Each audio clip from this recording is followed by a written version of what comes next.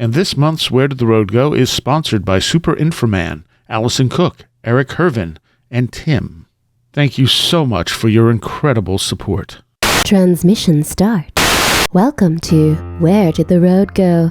Join us as we wander off the path and explore lost history, consciousness, the paranormal, unexplained mysteries, alternative thought, and much more. We are present on the web at wheredidtheroadgo.com. Now here is your host, Seriah.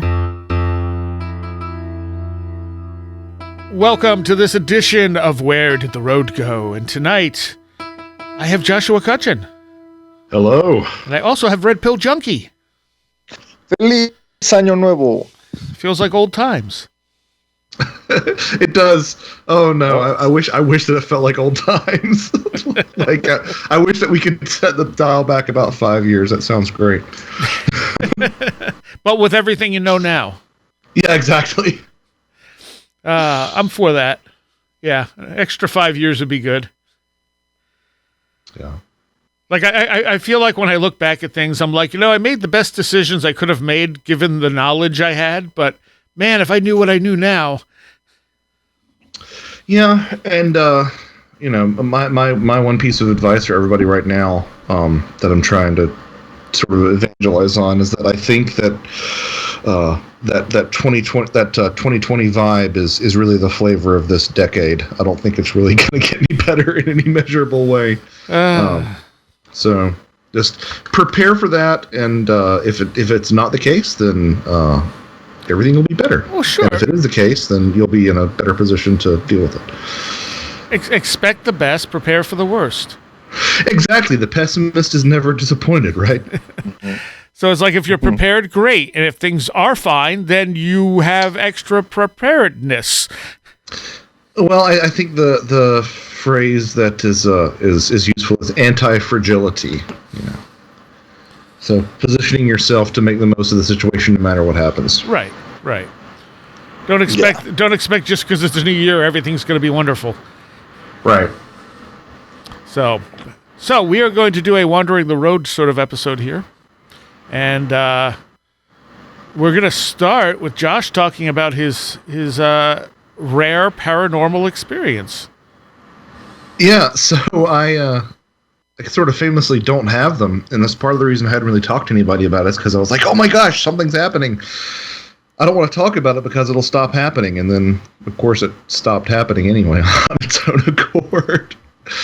So, my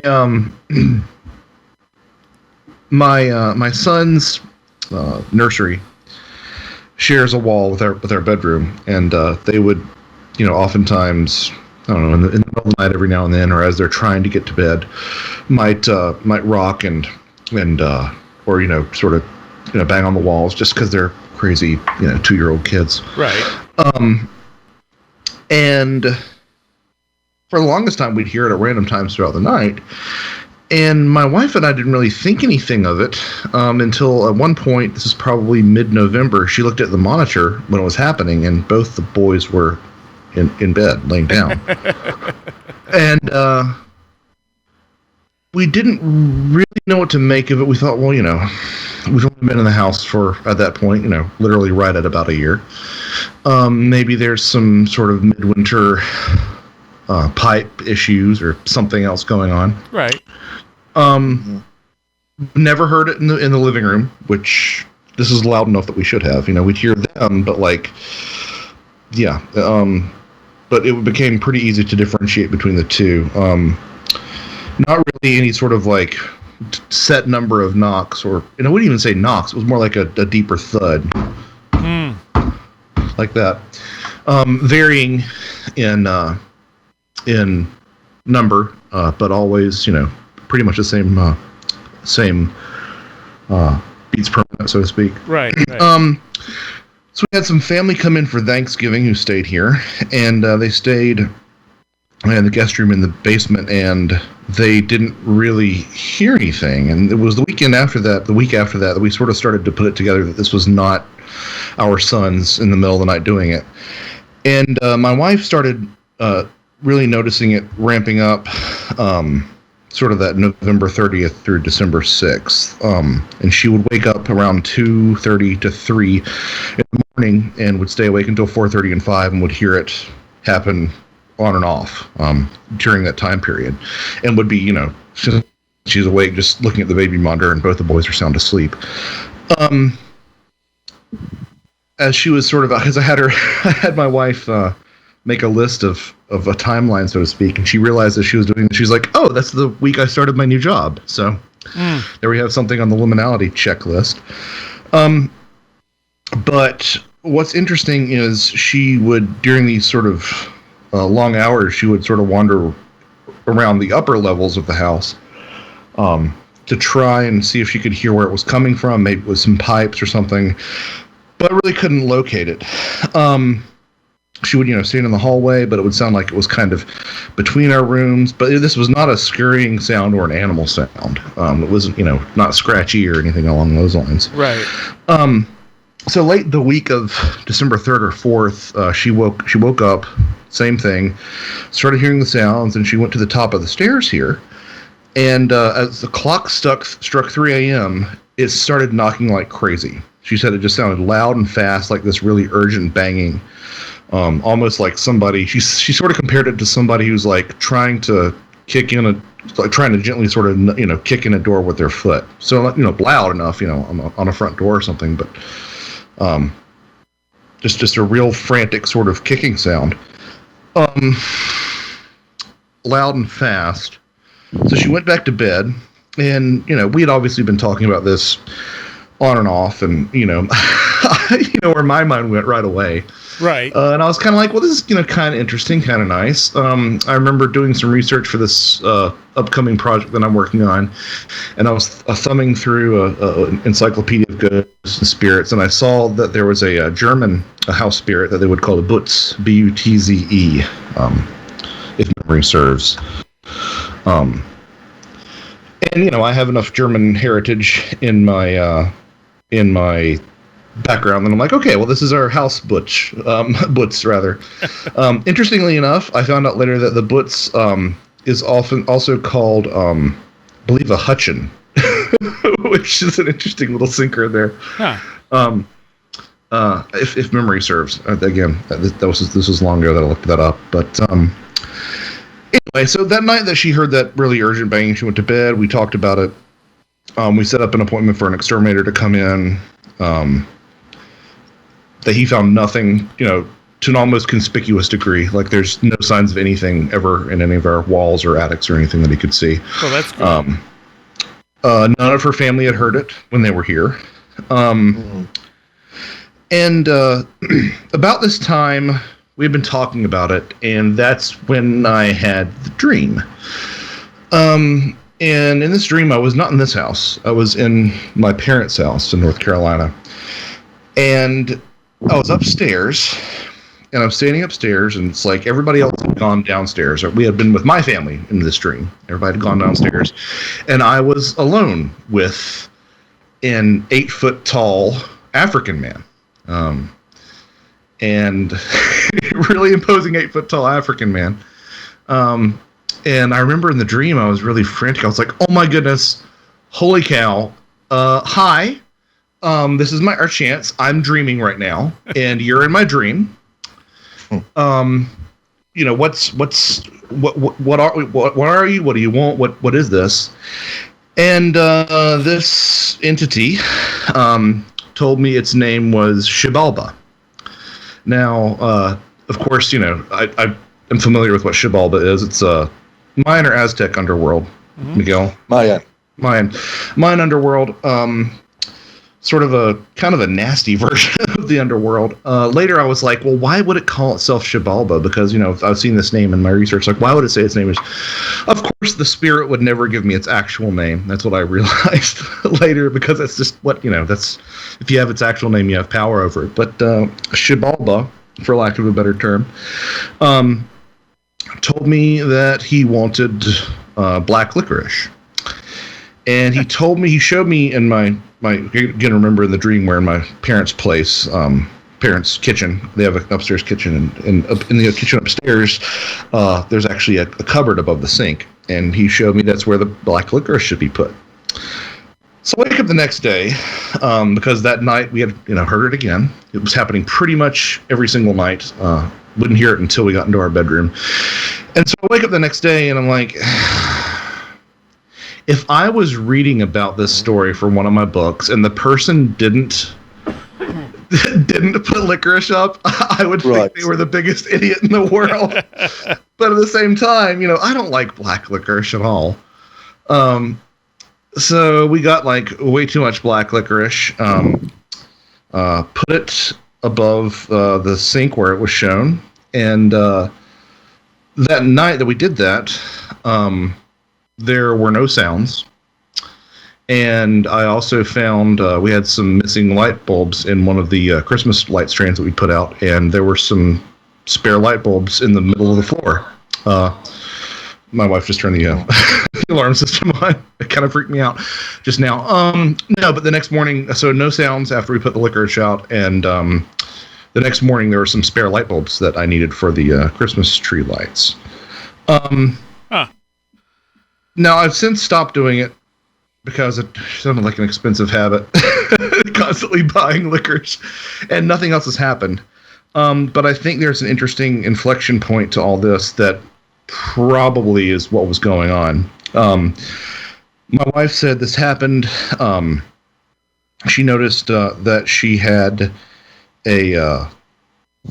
had another night where she was up just prior to me putting the licorice up, and was hearing these sounds on and off. And just prior to that, she was up in that 2:30 to 4:30 window, and she found out later that's the time of night on December 7th that her grandmother died. And to add, to sort of pile on to that additionally, 4 of the 6 granddaughters were all awake during that time frame. And I think that, if memory serves, the licorice happened the night after, and it was calm ever since. So that's my little house spirit / I honestly think it was probably PK phenomena for my wife at this point. Sure. Because she was the one that was hearing most of it. And that little, bit about her being awake when her grandmother died. Right. Sort of rings true with that as well. But that's my story. That's as exotic as it gets in the Cutchin household. So you had an experience, but it was kind of hijacked from your wife. Yeah, right. So, because this entire time, she's not wanting to, my wife isn't skeptical, but she has a little bit more of a, she has a Southern Baptist upbringing, let's put it that way. So, it's like, well, this stuff really happens, but it's not a house spirit, it's something else, just don't worry about it. Pray to Jesus and it'll go away. But I was able to get her to let me to put up the licorice, and it's kind of funny that it would I can't catch a break, guys. It happens to her, who's outwardly more or less denying it than it's happening to me. But I think sometimes I just want it too bad. But you got to participate. I don't know. I honestly suspect you're saying that it's happening to her, but I honestly suspect that you are the one manifesting it. You are the one who is sleeping at that time. Maybe it's your energy producing those phenomena. Divulge a lot about their personal life. It's obviously that you are one of the people who have been hurt the most by the pandemic lockdown. You are a professional musician. You haven't been able to work as a professional musician for the last 10 months. You have been going through all these changes. I think you are the one that is manifesting this through all tension and stress and anxiety. And that anxiety, where it is localized, well, it's localized to your primal source of anxiety, which are your 2 young children. Yeah, I mean, that's entirely possible. As much as I'm talking about me sort of not having anything attracted to me, I had some very major life changes around August that I've shared with you guys, and I'll eventually share with everybody at some point. But at that time, I was really awash in just some absolutely uncanny synchronicities. 2020, it's been a big 6 months or so for me, and. I think it's possible. I definitely was awake for some of this. I wasn't awake for the most violent bits of it, but I was definitely awake for some of it. And it was maybe, Xibalba, whatever its real name is, is part of my subconscious as well. It is interesting that Xibalba would change back and forth between this, 8-foot tall African warrior and this really petite, really cute girl. I don't know what to make of that. That happened a couple times in the dream. Sort of shapeshift at will to be a little bit less imposing, I suppose. So I don't really know. Just an interesting little asterisk, I guess, on my. Whenever I complain about nothing happening to me, I can put a little asterisk beside it and say, except for your weird 2020 house spirit. Well, that and your ghost hunting experience. Yeah. I was talking with, who was I talking with about this? I think it was Tim. It came up about how you really do. I think that the belief in these experiences have a sort of half-life, right?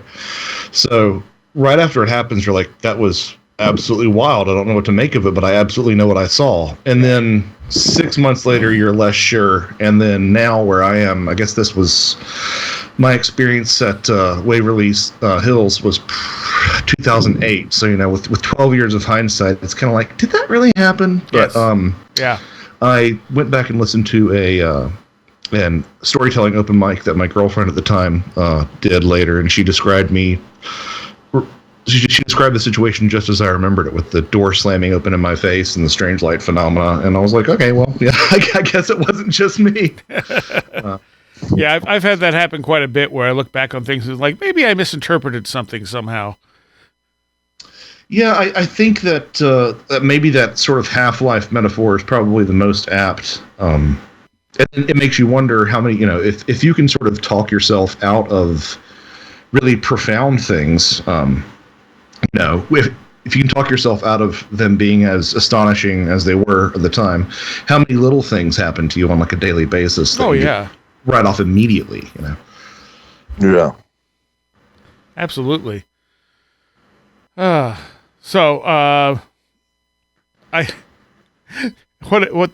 your story reminded me of is, for a week I kept hearing a weird thud in my kitchen, and I'm going, what is that? It sounds like the type of a sound a cat would make when it jumps off a counter, but the cats would always not be on the counter when it happened. Okay. And I'm like, what is that thud? And finally I started being really meticulous about it and found out that my garbage can would shut partially, and then after a few seconds, it would close the rest of the way and make a thud. Nice. But it never happened when I was standing next to it. I'd always be leaving the room and hear thud and be like, what was that? Of course. Yeah. It's like one of those always delayed, indirect. Like one of those delayed action toilet seats that slowly go down. Oh, yeah. Yeah, and that's just it. I feel like what we experienced, and at least what I heard, kind of remains ambiguous enough that I don't really have any trouble writing it off.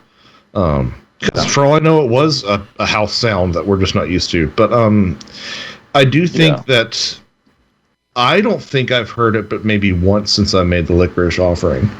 Oh. Licorice, we got a whole bag of licorice that we can use if it starts acting up again. Because I know that's the worst part is I know I'm going against my advice, but I don't want to keep on putting licorice up here for the rest of my life. Yeah, sure. Maybe one suggestion is maybe finding something that belongs to your wife's grandmother, something that was dear to her, and put it in the children's room. That's not a bad idea. That's not a bad idea at all. In fact, I'm going to write that down. Just an heirloom to remember by. I was going to say something else and I forgot what it was.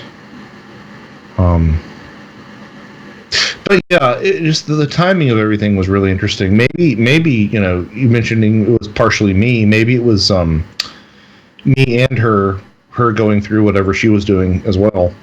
That sort of it's a perfect storm. I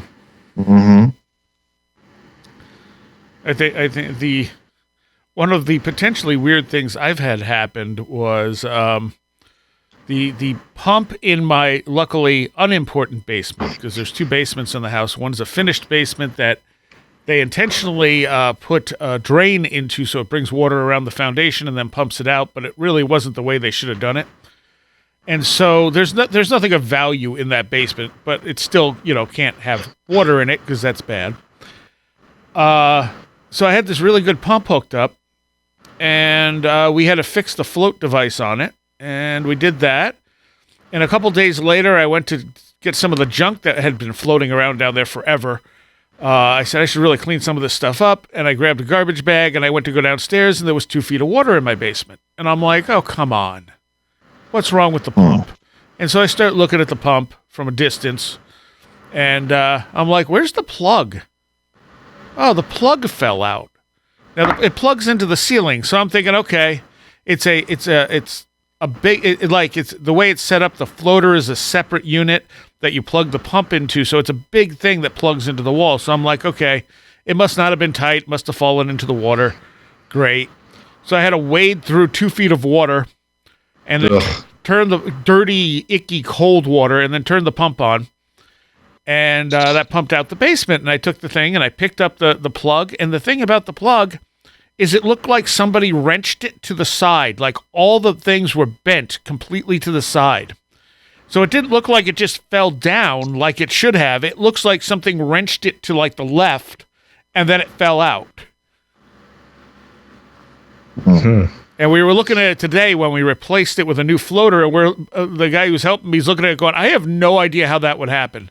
This doesn't make any sense. And I'm like, all right, Poltergeist. Yeah, it's kind of interesting. Tim has talked about how with the Bigfoot phenomena, maybe, the rarest version of whatever lies behind Bigfoot is the giant hairy ape, and the more common things are the wood knocks and the voices and I think that maybe, this sort of low-level PK might be like the closest that you can get to the unelaborated version of whatever the other is. Yeah, and it's possible we experience this stuff all the time and just don't realize it's weird. Yeah. Exactly. Now the question will be, should you pay attention to it? Should you feed more energy by paying attention to it? As long as it doesn't unplug the pump in the other basement, it's fine. Well, it doesn't matter with Seriah because it's going to happen to him anyway. Because it's Seriah. Yeah. But it's in random spurts. Like it's not like stuff happens to me continuously. It's like, sometimes Kundalini stuff does, but that's internal.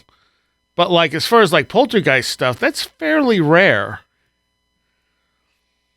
See, in my head, you just live in this carnival funhouse that's always got, hummingbird bubbles and all sorts of nonsense going through it. Oh, yeah, not quite. I wish, But it's just over the years, I've collected a lot of different things that have happened to me, and it just seems like a lot, but most days, nothing weird happens. Except maybe some synchronicities here and there. Is it all the things that happen to you? Is it all nowadays more localized around what happens to your house? Yeah, because that's where I am most of the time at this point. What do you know about the history of the lamb, Seriah? I looked into that because the daughter of the grandparents who used to own this place gave me a bunch of pictures to scan for her that had pictures of this house from like the 1950s. It looks like a completely different place, and I got to ask her a bunch of questions, but she didn't know a ton because she didn't actually live here. Her dad grew up here. But, you know, like I asked her stuff like, I'm like, did anyone, I mean, obviously both of my parents died here, but I said, did anyone else die here? And she's like, not that I'm aware of. I'm like, has anything weird ever happened on the property? And she's like, not that I'm aware of. And I'm like, okay, great, you know. I may have created a vortex at some point. Well, I mean, it is sort of like what Peter Levenda says, though, is that, you know, any sort of post-colonial nation is basically a haunted house. Sure, yeah. In terms of bodies and whatnot. Yeah, someone died here at some point in the past. Yeah, of course. Yeah. But I don't know that always leads to haunting phenomena. That's the other thing. Yeah, I don't know. I mean, I feel like there is such a desire in sort of our circles to thumb our nose at a lot of the typical solutions to things, including, you know, the dead people hypothesis, the DPH. But I think that there really is such a strong body of tradition that, to me, does suggest that the dead do play some sort of role in this. Well, you know, there's definitely stuff that's happened that seems connected to where my parents died, especially my mom. I'm just saying, like, you know, so Native Americans who died 6,000 years ago, I don't think are playing factors in the energy of the area. Yeah, you know, I don't know. I know that Gordon White is sure. Yeah. Yeah, I know that Gordon White has talked about, you know, sort of feeling a lot of those basically genocided Aboriginal energies that he felt that might have even sort of been riled up by a lot of those Australian wildfires. And, you know, in some ways, I mean, if you look at sort of ancestor worship in general, you have, you know, sort of named people who are dead, and then you have people who are, you know, sort of interacting with you at a deeper time scale. And sort of ancestor worship is something that I'm just sort of starting to learn a little bit more about. But, you know, there does seem to be that tradition that does carry through in a lot of indigenous cultures. So I really don't know. Let me revise that. I think if there's trauma, like, you know, an area where a lot of warfare or a lot of people were killed brutally, I think that could stay in the area. I think that can become part of the energy of that place. I mean, I think that's what you see in places like Gettysburg. But your average places where people live and die, I don't know if it's necessarily strong enough to keep that energy long term. Right. To say nothing of something like, you know, the stone tape theory, which I've always found really appealing. So do I, definitely. And I think that's what a lot of hauntings are, the stone tape type of idea. That, you know, emotion imprints on an area, and some people can pick it up when they enter that area. It's a tough sell, this sort of actual objective reality of spirits outside of our head. You know, not saying that things are made up. I'm just saying that, like, from a verifiable standpoint, you can't. It seems like because everything is filtered through our perception, that's sort of something that we can never. That's a hurdle that we'll never get over. I don't think, even if we abandon materialism, the idea that spirits are somehow external to us, I don't think will ever really be able to prove. Yeah. And that's something that Jeremy Vaney and I were talking about. Like, what defines us? Where's that line between us and the other? And does it really matter? Right. You know, because we talked about, you know, like I was saying, you know, I have poltergeist stuff that I'm sure is probably just me, but the way to get it to stop is for me to say, hey, cut it out. Even though it's coming from me, it's not coming from a conscious part of me. So I have to treat it like an other. Right. If you encounter a part of yourself in the dream, you don't realize it's yourself, you're still going to treat it as an other because you have no control of it.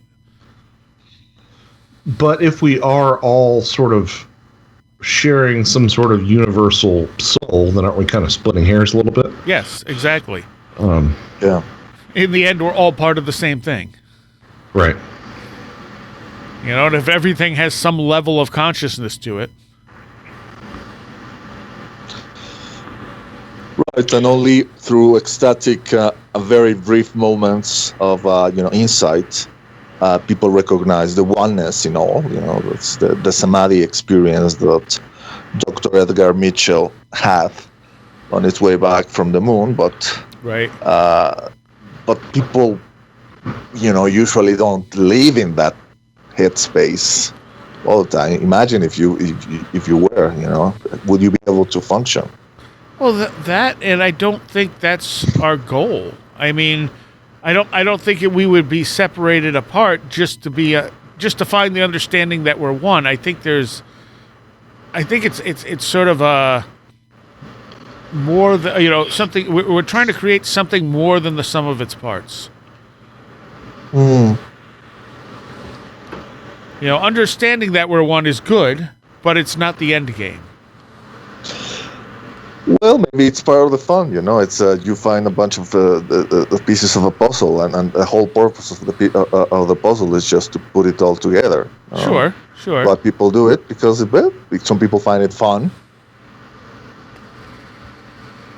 That is true. I mean, any kind of puzzle solving or something is generally pretty satisfying, especially if you don't get stuck with it. Yeah.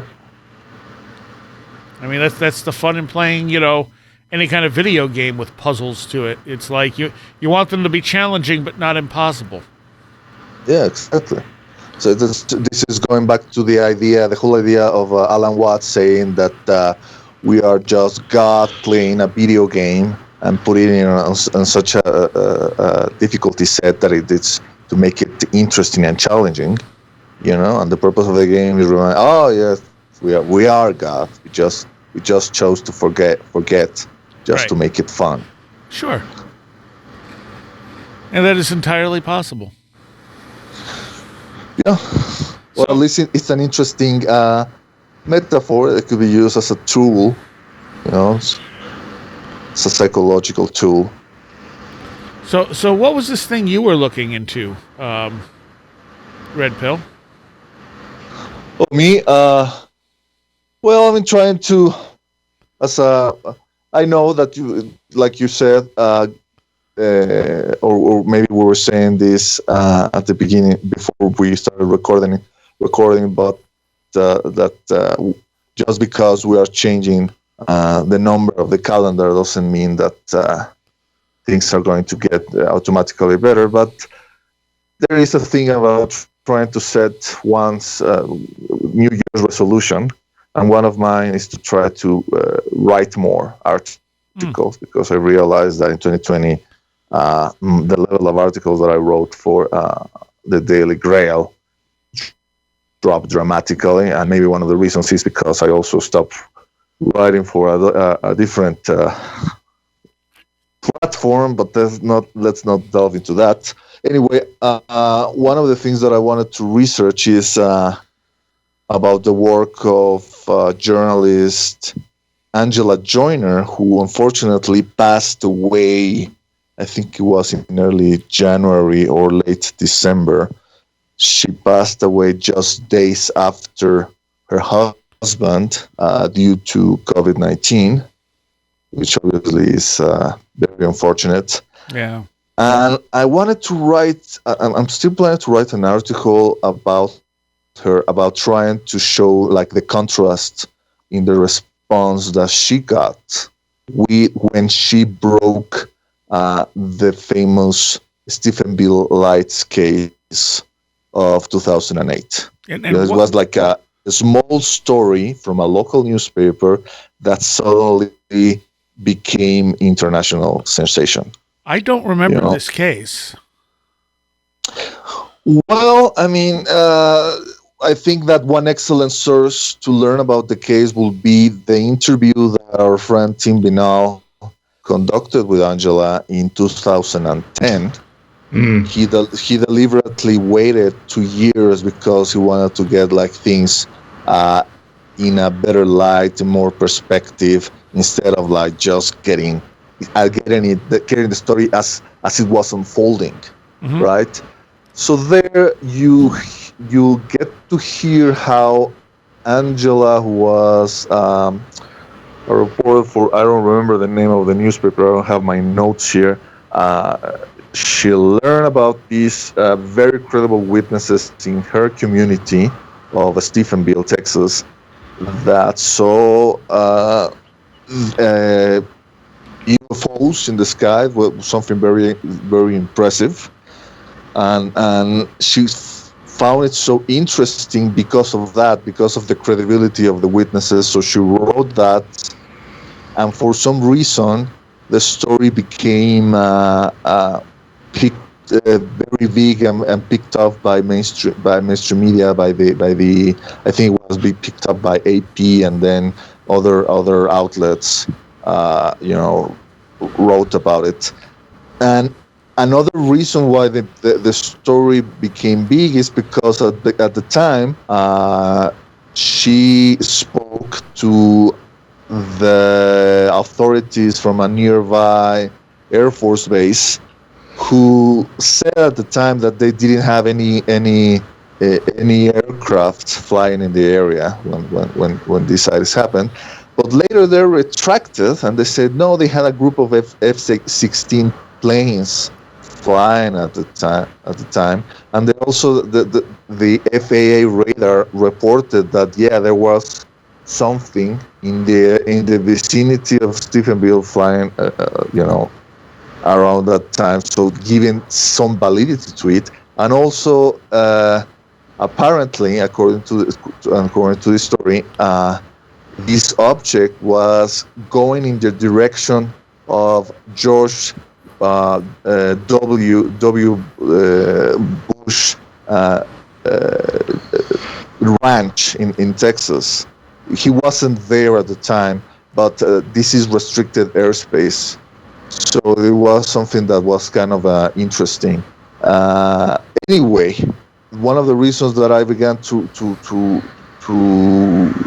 introduce is I found, to my surprise, that Angela became a UFO witness along with her husband in the fall of 2008, when the two of them visited an area in Oregon at the behest of a person whose name, I think it was Bob Pitchell.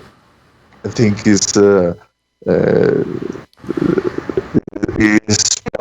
Pictthall. So this guy, he saw Angela being interviewed by Larry King. Like I said, it was a story that became very, very big, to her surprise, and to the surprise of her employers too, because like I said, it was a very small newspaper, and they certainly didn't seem how to handle all this publicity, and apparently even the townspeople, some of the townspeople were feeling uncomfortable about all this publicity surrounding their little town. This is a town that is famous for being the home of professional cowboys, like in the rodeo scene, and all of a sudden they were turned into like a second Roswell, right. People in the UFO world going there and interviewing the townspeople. So some people didn't welcome that level of attention, and as a result, Angela got fired from her job. So and success brings getting fired. Which is one of the reasons why I wanted to write this article, like saying, look how different the reaction was from these journalists writing this, what I will say is a grassroots level of UFO history or ufology, starting from small and getting big, in contrast to what happened in December 2017 with the New York Times article, which was totally the opposite. This was something that I am of the opinion that was handed to the journalists who wrote that article. They were deliberately handpicked to bring this story and to create what I feel is a fabricated level of attention. Mm-hmm. To the former government group that were investigating UFOs, right? We're talking about OSAP and ATIP and how that evolved into the TTSA.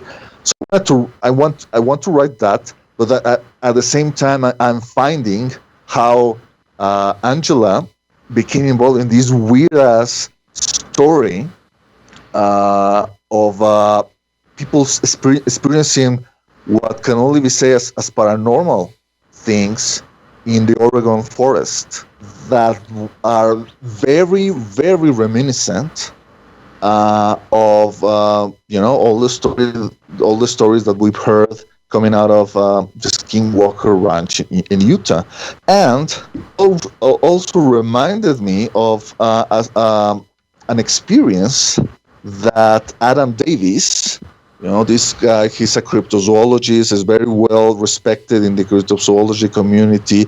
He's what maybe Josh will call him like a flesh and blood type of cryptozoologist, in the sense that he treats the subject in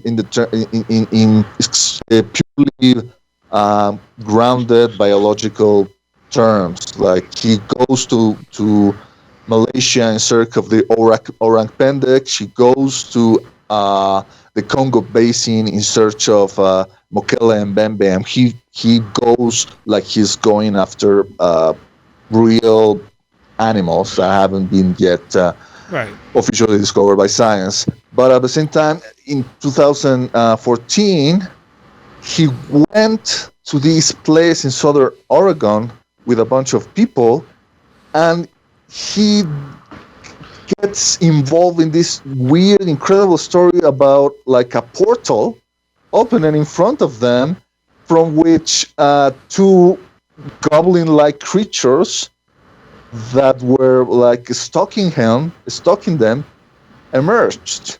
And this is like, maybe this is all connected. What happened with Angela in 2008 and what happened to Adam in 2014.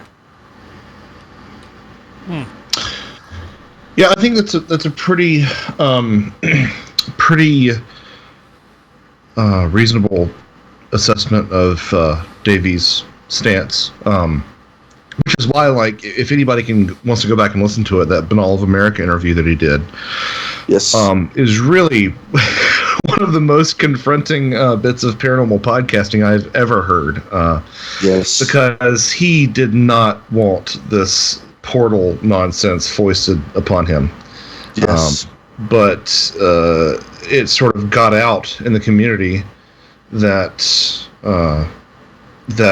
he indeed had this experience happen to him, and he was sort of cornered, and he decided, okay, well, if people are going to talk about this, at least let me, get ahead of it and get the actual story out there before people start the rumor mill. And it's an amazing episode to listen to. Yeah, well, we're listening to it today, in the morning, and you can hear how uncomfortable the two of them are retelling the story, because they know that it's so far-fetched, and also because they have absolutely no proof to back it up. Nor do they think that way about the phenomena. Right. Yeah. So it's interesting to me how this sort of thing happens, and how now at the same time I'm checking out this article written by MJ Venaz in the Debrief, this new website they developed with Tim McMillan and with Micah Hanks, in which he's talking about again, he's revisiting the Skinwalker Ranch story and how BAS, which is this organization that was created by Robert Bigelow, which was kind of like the successor of his NITS organization that existed in the 90s, how they received some of that Pentagon program money, and they used it, among other things, to keep investigating the weird anomalies that happen in the ranch, which include purported encounters, which what people described as, werewolves or goblin-like creatures. And it's interesting. Some people it's interesting to see the reaction of people who are involved in the UFO field to the story. Some people say, well, this brings a bad light to ufology, because people shouldn't be focusing on those weird, stupid stories. People should only focus on the quote-unquote serious side of ufology, which is the encounters of the Navy pilots with the Tic Tacs, and studying this from purely from a materialistic and technological point of view. Right. And getting back to Adam, this is someone who, like he said, he didn't in a million years wanted to get involved in this. He went to Oregon at the behest of Bigfoot habituator, who is something very controversial in the herpetology field. These are people who claim to have some sort of relationship with Bigfoot. Like they deliver food offerings, and they claim to have this rapport with these creatures. And obviously it's controversial because people say, okay, if you have this kind of like a relationship with these beings, how come you don't get to show us some crystal clear definitive proof, right, in the sense of one clear video of you and Bigfoot chilling in the forest, or something to that effect. But anyways, he went there anyway, and they stayed there. I think they stayed there 5 days. I think it was in June of 2014, and they did have they did hear sounds that were kind of like the typical grunts that people in the forest claim that come from Bigfoot, from Sasquatch. But then they have this other experience, which kind of like puts everything in a totally different perspective. Almost like the Bigfoot stuff seems almost mundane, quaint. They were definitely goblins. Little Ewok goblins came out of the portal. Well, here you have three different interpretations of an incredible event. For Adam, he sees it in terms of parallel worlds, the multiverse, maybe some kind of interdimensional thing. The other gentleman, whose name I forget. I can't remember. He saw it he interpreted in theological terms. Like he went and said, no, these were demons, and these were demons that were up to no good. And the other guy, the habitual guy who broke the story, or who started to release a story, he went to a more love and light kind of way. Looks, these are the guardians of the forest, and they're there to protect nature or whatever. So it's interesting. It's interesting to see what happens once you are confronted with something that is so outside what you believe reality could be. I mean, like Adam Davies said, I would have been totally okay with never talking about this story until I was like an old man, feeble, and in my deathbed. But that wasn't the case. Now, I would like to sort of, since we're talking about portals, bring something else to everyone's attention that was brought to my attention by none other than David Metcalfe. Did you gentlemen happen to see this in the Slack that we posted? Yeah. So there is a document that was posted to, I believe it was some mutual friends Discord or something along those lines. But it is an assessment by a gentleman by the name of Vinny, I believe Vine, so I guess Vinny Deloria Jr., Native American author, theologian, historian, and activist with a really legit Wikipedia page, who authored this study for University of Arizona called Native American Sacred Sites and the Department of Defense. There is a link to it. It's let's see how many pages it is. I can't remember. But it's from 1990, I believe, 2 or 1998. I'm looking at the page here. And it's basically a pretty dry survey of some of these sites. And it's says here, this item was part of the Richard Stoffel collection, digitized from a physical copy. Description: since 1990, at the direction of Congress, the U.S. DoD has been developing a legacy resource management program to enhance DoD stewardship of cultural and natural resources, for which it has responsibilities. But what has everyone's attention from this is on page 56 of the PDF, page 36 of the actual document, is a footnote. And footnote number 3 says, or maybe perhaps I should read the sentence to which the footnote is citing. Type B, sacred portals recounting star migrations. Several tribes have traditions which recount their passage from another star system to this one and their emergence on our planet at a particular location. These sites may be understood as portals, footnote 3, where it is possible to pass from one universe to another.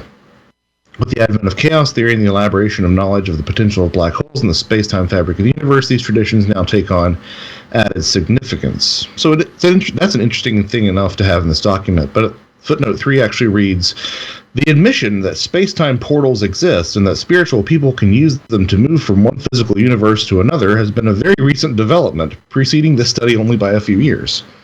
Conversations with people from the Sioux, Gros Ventre, Cheyenne, and Cherokee within the past several years, now held in strict confidence as to particularities, seem to suggest that these sites will be very important in the future. What? Yeah. Because you look at the rest of the document, and it's very, it's very, like I said, relatively dry, and very grounded. Yeah. But then there's that little nugget in there, which has everybody who has looked at it kind of go, that's interesting. The admission, I must have missed that memo. Yeah. Yeah, it's because it just kind of slipped right through there. Yeah, and it's a strange thing to put in such a passing way in a footnote. Now, of course, that I think what's probably happening is that he's kind of editorializing with the footnote. Right. I would imagine that's what's happening, but yeah, still it makes for an interesting read in some places. And Red Pill, what were you saying, that Leslie Kean now has a TV show coming up?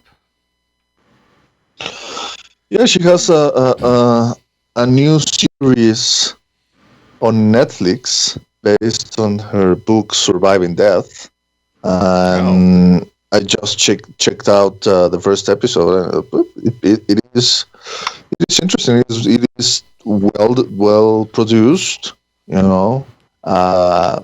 Worth checking out. Has obviously the first episode is about near-death experiences, and even if you think that you know all there is to know about near-death experiences, I think that you still should go out and see it anyway, because I don't know. Well, I think it's to me it's an interesting development how Leslie went from UFOs, from a very hardcore materialist UFO's point of view, now to also getting interested in near-death experiences and parapsychology, which is something that actually some of us have also experienced. I mean, if you're doing this ufology hobby right, like our friend Mike Clan says, you go from to talking about lights in the sky to talking about the nature of God. And actually, on the last episode we recorded of The Last Exit for the Lost, my co-host Fidget was talking about how she watched that and really, really enjoyed it. Mm-hmm. Although I will say, does anybody get a little bit frustrated when there's some sort of cultural touchstone that comes out, like a documentary on near-death experiences, or the possibility, likelihood, I'd say, of consciousness surviving death, and everybody's like, "Have you seen this? This is so amazing. Have you seen this?" That is true. I've been reading about this there's been great evidence for like decades, and you're just now coming to me thinking it's legit because it got shoved down your throat by a corporation. Right. Awesome. Well, Thanks. that is very true. Very, very true. The same thing with that Michael Pollan book on psychedelics. It's like, yeah, you didn't listen to the Witoto when they were saying that psychedelics have a legitimate value, but you listen to this, this journalist who is like, oh wow, look guys, it's really disheartening. Getting back to Angela Joyner, in her interview with Tim Binnall, when Tim asked her as a newcomer to the field, what should be done in order to get like the people more interested and in order to break the paradigm.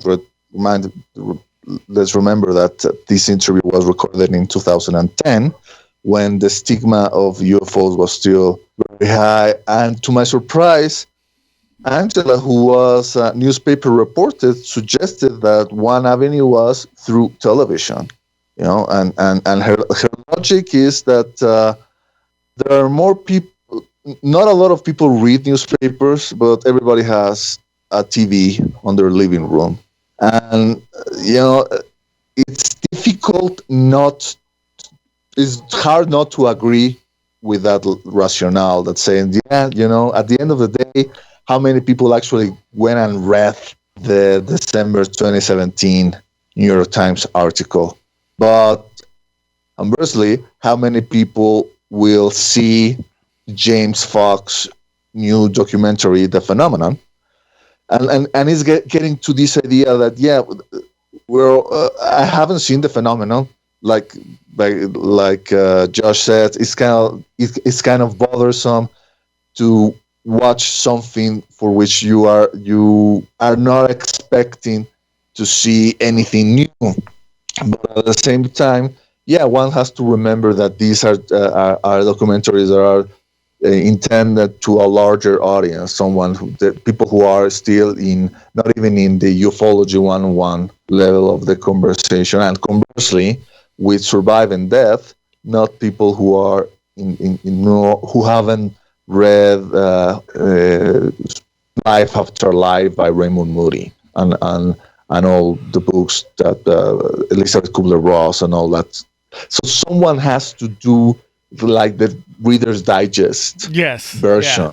Yeah. For better or for worse, this is how we roll, because most people don't have the time to read all those books. Most people, unfortunately, don't have the time to read because they are the interest in trying to survive. Or the interest in reading that type of stuff necessarily. Like, if it's presented to them in an easy to digest format, they're interested in it, but they're not going to do any deep research. Yeah. It's like, oh, that's pretty cool. Did you know that sometimes, near-death experiences seem like they might be happening when the person's actually dead? Really? Great, yeah. And you know what? My ideas about near-death experiences have changed over time. I no longer have the certainty that what people claim to experience when they're clinically dead happened when they were clinically dead, because we really don't know. I mean, one of the things that they claim is this expansion, dilation of time that is tremendous. They say, well, the doctors say I was clinically dead for 30 seconds, but it felt like there was a whole several lifetimes. Right.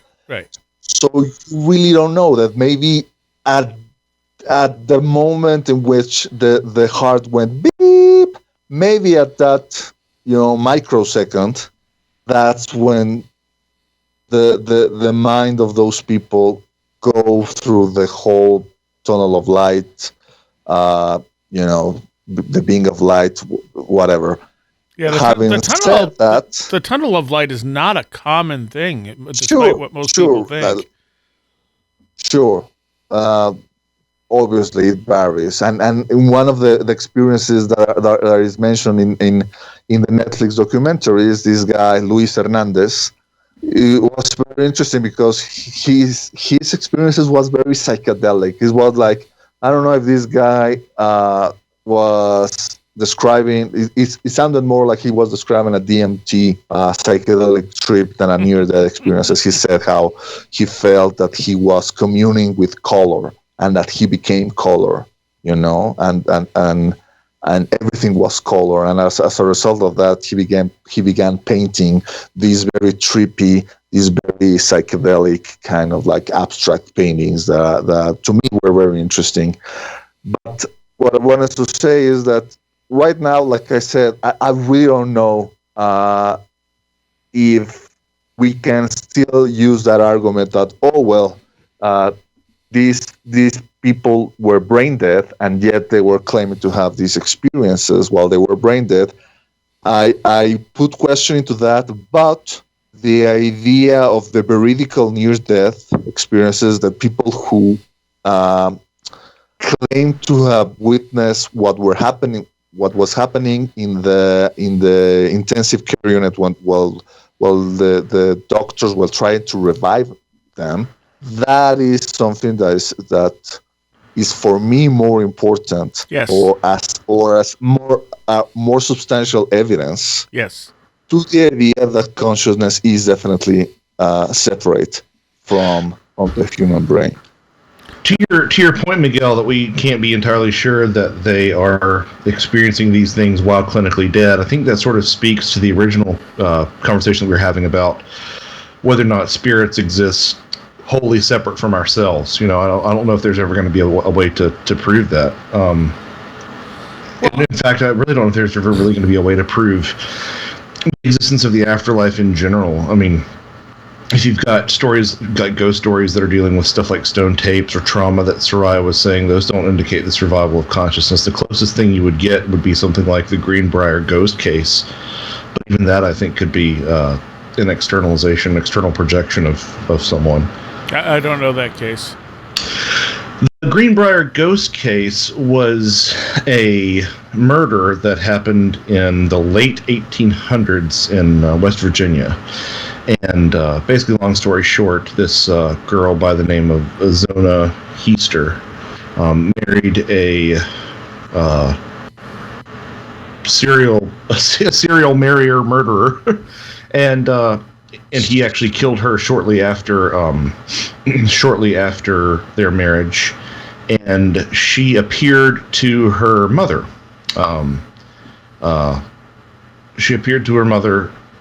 That and sort of turned her head all the way around and said, "This is, I died. This is how I died. He broke my neck." And sure enough, they actually went back to the coroner, whose name was, I believe, George Knapp.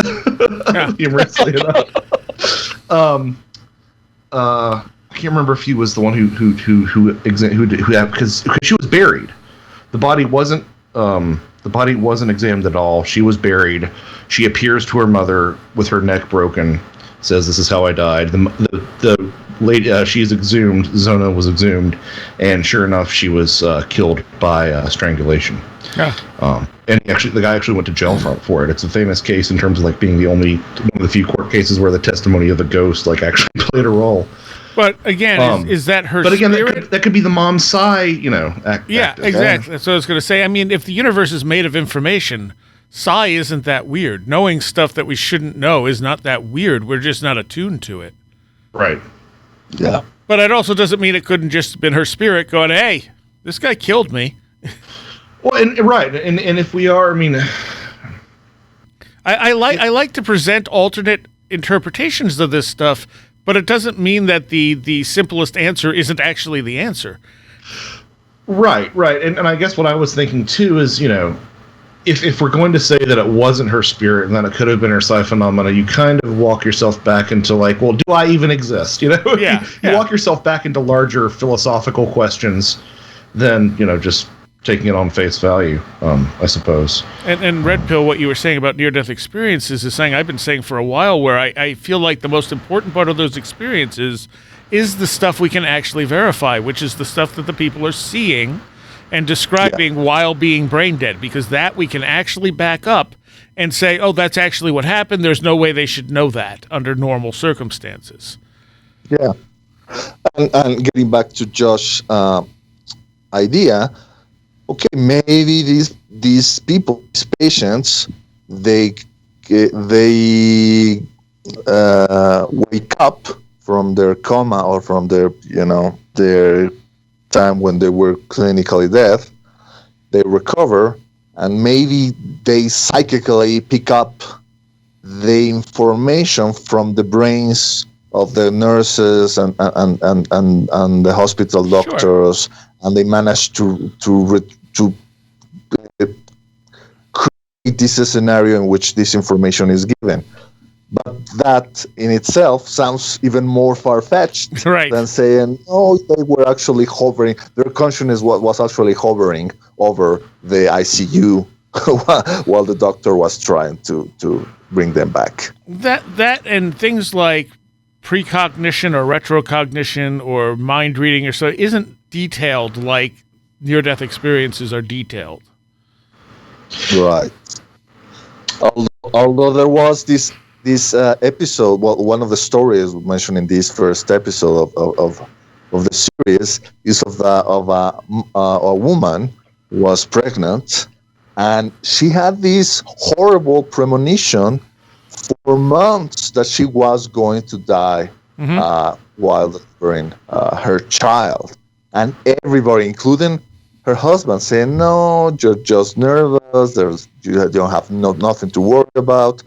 Her gynecologist, her obstetrician, gynecologist said, no, everything's fine. There's zero risk in this birth. And she actually had a huge hemorrhage, something that shouldn't have happened, and she died for 30 seconds or something, and so could you say, well, she actually willed herself to die because of her premonition? Was it something like a self-fulfilled prophecy? I don't know. I think that's even, that level of mind over matter seems, almost as fantastical or even more fantastical as saying, no, she actually had this precognition something was going to happen. Yeah, I mean, as far as making things more elaborate, it goes back right back to that original definition of Occam's razor, that you shouldn't multiply variables unnecessarily. Yeah.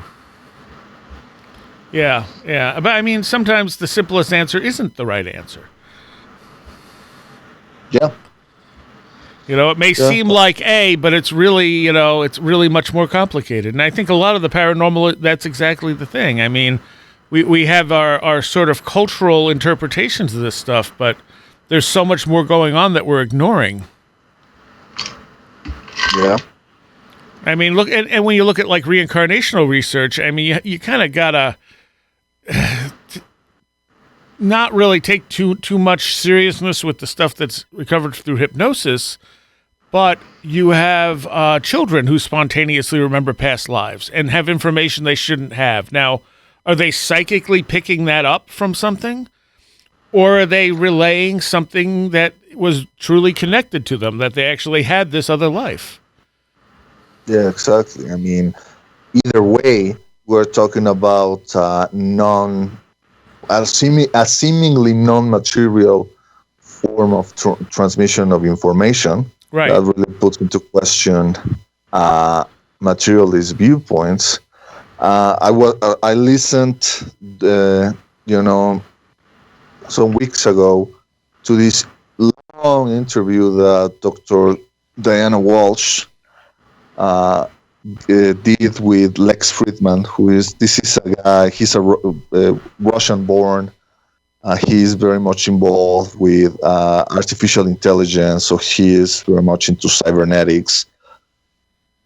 And at one point, it was really fascinating to listen to Diana said that at first she says that she believes that humans have souls, right? They said, well, of course. I mean, she's a practicing Catholic, so of course a practicing Catholic will say that. But then, as this interview progresses, she kind of like talks like a hardcore materialist, saying that your consciousness needs to have a material component. So like, okay, so does that mean that Dr. Diana believes the soul, quote unquote, is material in essence? And how could that work? You know,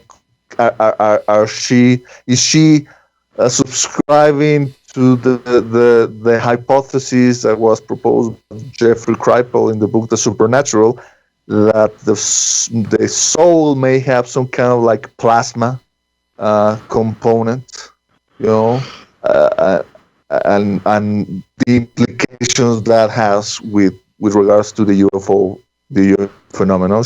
He goes into all that in the chat. The UFO is the soul is a UFO, which suggests that he does believe that there is a link between UFOs and human souls. Or is there another way in which trying to reconcile the idea of the soul, something that we Westerners always take as something that is like independent from the body, right? Yeah. Something that survives after the body dies.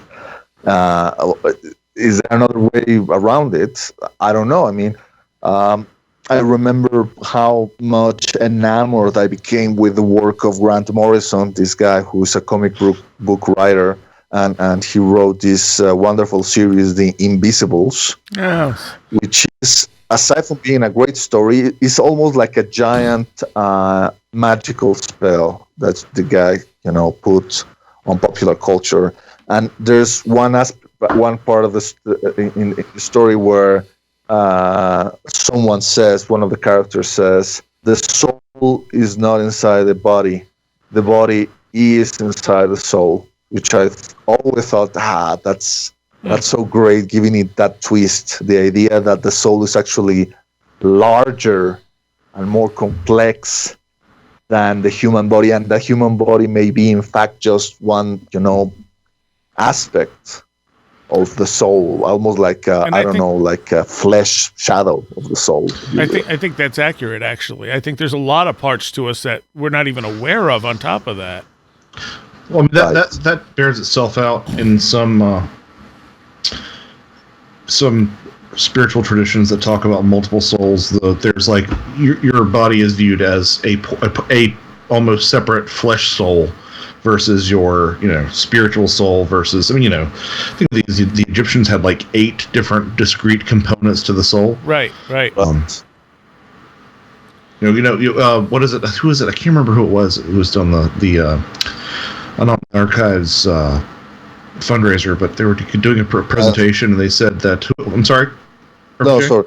Okay. Oh, they made the comment that sort of Abrahamic religion has the simplest soulcraft, and it's true. Yeah. Although some of that early Judaism really gets real strange with multiple souls and the Shekinah, which is kind of God's wife. That's also a part of your soul as well. It's interesting stuff. Yes, but that's interesting about Diana, it kind of reminds me of, and this speaks to your comment about the NDE years too. I think it was Ed May, who was a one-time head of the Stargate program, who was pretty adamant in an interview on Skeptico a couple of years back that near-death experiences didn't prove death at all. He was like a head of the Stargate program who hemmed pretty close to materialism himself. Just I can't really reconcile that, but his argument was that it was retrocognition, that you were psychically perceiving everything that happened when you came back to life. You were kind of viewing the past, which, I mean, you can't say no, that's not what's happening, but the likelihood of that, like, we have no other precedent for something like that happening. You know what I mean? I mean, yeah, it kind of turns into fart sniffing after a certain to me, way. it sounds like I don't know, like materialistic epicycles. Like back in the times of Ptolemaic, the astronomers were able to calculate with great precision the position of the planets, but not because they knew the actual orbits. They didn't believe in that. They believed that the planets were orbiting everything around the Earth, including the sun.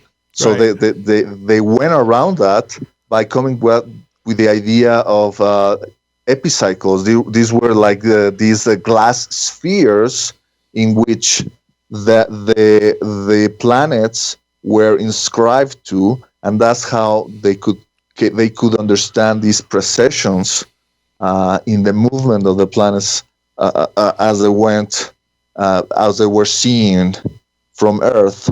So to me, all these ideas of retro-causality, Eric Warburg is very much into that. To me, it feels like the last straws of the materialistic paradigm, coming up with one last epicycle before they say, okay, you know what, I give up. Let's try to erase these, get back to the blackboard and come up with a new formula. I think there are cases of retrocausality. I mean, obviously, I have a whole mechanism designed around that very idea. But yeah, I see what you're saying. Like, saying that near-death experiences are just retrocausality is like, okay, you're just you're just trying to fit an idea you're trying to make it fit your belief system. Well, it's almost working backwards from a solution. Yeah. Right? Yeah. And Eric Warburg also defines himself as a hardcore materialist. Right. And Eric's work is great, but but you can see that materialism come through, and it's like, okay, you've got some valuable stuff here. I wish you were just a little more open-minded about stuff. Mm-hmm. Yeah. At the same time, it's interesting how the materialism expresses in these seemingly heretical fields of study, like ufology. David Jacobs, his materialism expresses in the sense of seeing everything in terms of genetics and hybridization and this silent invasion of these evil aliens and whatnot.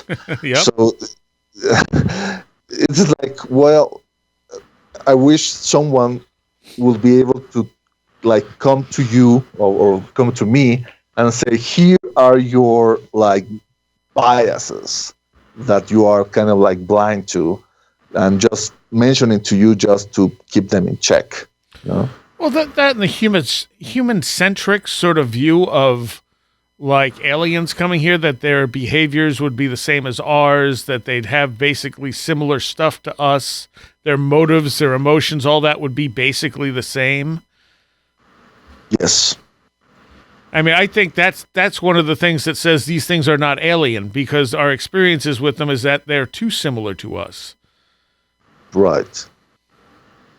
We may have aliens. We may have aliens here on Earth, but we may not have any concept of how to perceive them. Yeah, I remember back when I was in high school, I was a very big fan of this animation show, Alien Flux. Was part of the MTV. Block of cartoons they have. Yeah. And there was one in which one of the characters goes to an alien planet, and what appears in the segment, it's so bizarre, and they never explain it, of course. Yeah. Like say, well, you put your own interpretation to what happens, and the character is with a female alien who she's the one who go back, and she seems to be in great distress, and the guy says, "Oh, I understand." And she gets mad, because she's obviously he's lying. He doesn't understand anything that's happening, and to me, what's an interesting artistic representation of how we wouldn't be able to understand what happens in a truly alien world, Yeah. because we're so divided. There will be no point of reference for us to try to get a hold on. Exactly. It's interesting about the sort of anthropomorphization of aliens, which, why are they always humanoid in shape, and why do they, etc. And I totally resonate with you. I did hear an interesting idea, which was perhaps there's some sort of fundamental driving sort of quote-unquote law of the universe that the humanoid configuration is the default configuration that intelligent life will take, if that makes sense. And then you have octopi. Well, I mean, at the level that we're talking about, I guess, I don't know. I thought it was an interesting idea. I don't agree with it, but I thought it was an idea that made me go, well, maybe there's some sort of not epigenetic, I guess epiphysical in terms of physics, some sort of other force that sort of sifts and winnows, or Goldilocks its way into the 2 arms, 2 legs, and a head thing. Yep. Again, I don't think that's the case, but it's an interesting idea. And can we say we're smarter than dolphins, honestly? Just because they don't build cities and stuff and have technology, it doesn't mean they're not smarter than us. I mean, yeah, you give them a pair of opposable. You give them a pair of opposable thumbs, and they take over the world. Dolphins don't pay taxes. They spend all their time swimming and having sex and having a good time until they die. All right, we are just about out of time on that note. Where can people find you, Red Pill? They can find me at the Daily Grail, www.dailygrail.com. They can also find me at my personal webpage, absorbbydesign.com. I also have a Zazzle store. I don't promote it as much as I probably used to. But if you could check out the Zazzle store, I came up with a few designs, and if I saw people having more interest in it, I probably would come up with some more. And of course, you're here at Where Did the Road Go? Yes. What's the address for your Zazzle store? Is there a shortcut somewhere? I have no idea. Nice. You can find a link to it through my webpage. Oh, okay. All right. Awesome. And Josh, where can people find you? JoshuaCutchin.com.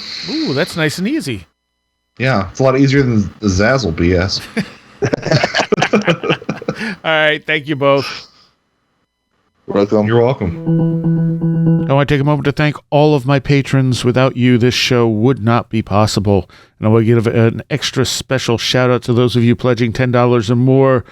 Super Inframan, Allison Cook, Eric Hervin, Tim, Joel Thomas Runyon, Empty K, Nagatha Christie, Dorcamus Prime, Patricia W., Barbara Fisher, Will Powell, Big Boy Limina, Craig Parmenter, Walker, Joanna Rojas, Maddie, David Moore, Vincent Treewell, Stone Wilderness, Luke Osborne, Becky Trainer, Rob Drummond, Alex Whitcomb, Edu Camahort, Tactical Therapist, Janet Bunderson, 36 Dingo, Taylor, Sam Sharon, Jennifer Campbell, American Rambler, Kevin, John Rutledge Foster III, Andy McNamara, Sasha Jorg, Sedgder, Dominic O'Malley, Riker and Stark, J. Otto Bullitt, Jose A., Charles Davis, Roger Gonzalez, Craig Cisternos, Ray Benedetto, Linds Jackson K., Alfred Tuttle, Matthew Sproul, Kevin Schreck, Patricia Giaquinta, William Lovelace, Mark Brady, Carla Mahoney, and James Lattimore. Thank you all so very much. I hope you enjoyed that conversation. If you're a Patreon, later in the week there will be an AMA edition of the show with myself, Josh, and Red Pill. Part 1 of probably 2. So you have that coming your way. If you're a Patreon, you can become a Patreon at wheredidtheroadgo.com. And there's a big link for it right there that says Patreon. Just click on that and go subscribe. For $3 a month, you get extra content almost every week, and then some other stuff in addition to that. We now have a Discord as well. The link is also at wheredidtheroadgo.com. So if you like Discord, go join us on there. Of course, we're on Twitter, Facebook, Reddit. All the links you can find at wheredidtheroadgo.com. Next week will be the 8th anniversary of the show. So I have 2 long-time co-hosts, guests, coming on next week. So that'll be a fun show. And we will see you next time. You have been listening to Where Did the Road Go? This show is made possible in part from our Patreons, and we thank you and everyone listening for helping us continue this exploration of the strange. You can always find everything Where Did the Road Go related at www.wheredidtheroadgo.com. And thank you so much for your support.